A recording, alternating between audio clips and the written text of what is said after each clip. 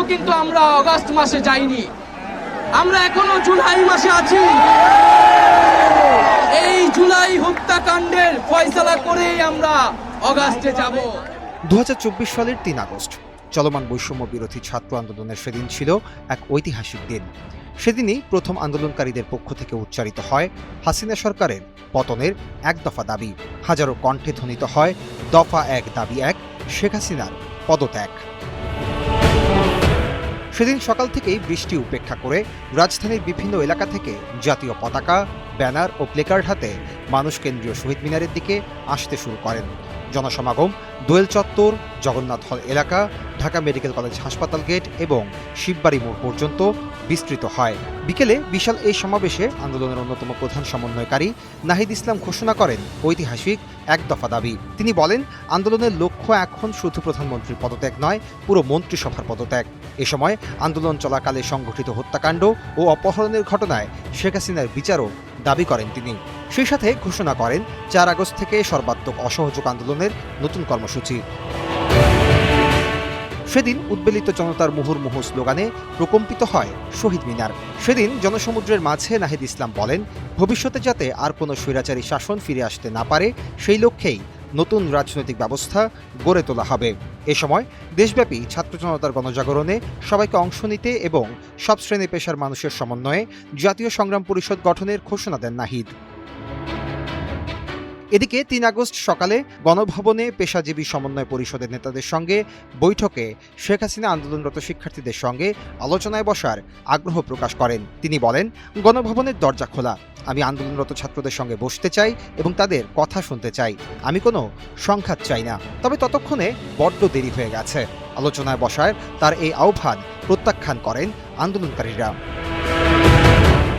সেদিন সমাবেশে আন্দোলনের আরেক সমন্বয়কারী আসিফ মাহমুদ সজীব ভুঁইয়া সর্বাত্মক অসহযোগ আন্দোলন সফল করতে 15 দফা কর্মসূচি ঘোষণা করেন। তিনি দেশবাসীকে উদ্দেশ্য করে এখন থেকে কর ও ইউটিলিটি বিল পরিশোধ না করা, সরকারি বেসরকারি অফিস, আদালত, কলকারখানা ও শিক্ষা প্রতিষ্ঠান বন্ধ রাখা, অফিসে উপস্থিত না হয়ে মাস শেষে বেতন গ্রহণ, ব্যাংকিং চ্যানেলে রেমিটেন্স পাঠানো থেকে বিরত থাকা, সরকারি সভা সেমিনার বয়কট, বন্দরে পণ্য খালাস বন্ধের মতো আহ্বান জানান।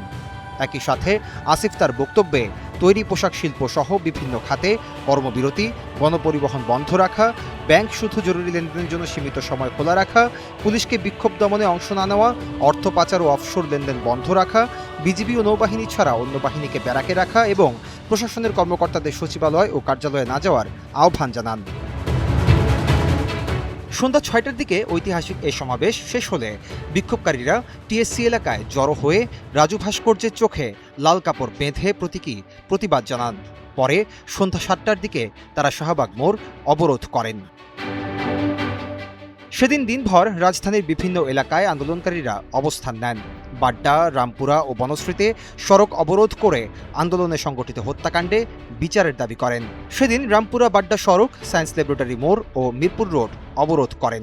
যাত্রাবাড়িতে বিকেল 5টার দিকে শিক্ষার্থীরা ঢাকা চট্টগ্রাম মহাসড়ক অবরোধ করেন। জাহাঙ্গীরনগর বিশ্ববিদ্যালয়ের শিক্ষার্থীরা ঢাকা আরিচা মহাসড়ক অবরোধ করলে BPATC school and college, Savar model college সহ বিভিন্ন প্রতিষ্ঠানের শিক্ষার্থীরা তাদের সঙ্গে যোগ দেন। একই সময়ে মিরপুর 10 গোল চত্বরে হাজারো শিক্ষার্থী বিক্ষোভে অংশ নেন। এদিন মিরপুর ডিওএইচএস এলাকায় সমাবেশ করেন অবসরপ্রাপ্ত সামরিক কর্মকর্তাদের পরিবারের সদস্যরাও। সেদিন সেনাবাহিনীর প্রধান জেনারেল ওয়াকারুজ্জামান সেনা সদর দপ্তরের হেলমেট অডিটোরিয়ামে কর্মকর্তাদের উদ্দেশ্যে ভাষণ দেন। তিনি যে কোনো পরিস্থিতিতে জনগণের জীবন, সম্পদ ও গুরুত্বপূর্ণ রাষ্ট্রীয় প্রতিষ্ঠানের নিরাপত্তা নিশ্চিত করার উপর গুরুত্ব আরোপ করেন। একই সঙ্গে সামাজিক যোগাযোগ মাধ্যমে ছড়িয়ে পড়া গুজব সম্পর্কে সবাইকে সতর্ক থেকে নিজ দায়িত্ব সততার সঙ্গে পালনের নির্দেশ দেন। এদিন বাংলাদেশ ফেডারেল সাংবাদিক ইউনিয়ন ও ঢাকা সাংবাদিক ইউনিয়ন জাতীয় প্রেস ক্লাবের সামনে বিক্ষোভ মিছিল করে। কোটা সংস্কার আন্দোলনের সময় 4 সাংবাদিক নিহত হওয়ার ঘটনায় তারাও সরকারের পদত্যাগ দাবি করেন। এছাড়া সেদিন রাজধানীর পাশাপাশি দেশের বিভিন্ন জেলাতেও আন্দোলন অব্যাহত থাকে। সিলেট, কুমিল্লা, ফরিদপুর, টাঙ্গাইল ও জামালপুরে আন্দোলনকারীদের উপর পুলিশ এবং তৎকালীন আওয়ামী লীগ ও সহযোগী সংগঠনের নেতাকর্মীদের হামলার অভিযোগ ওঠে।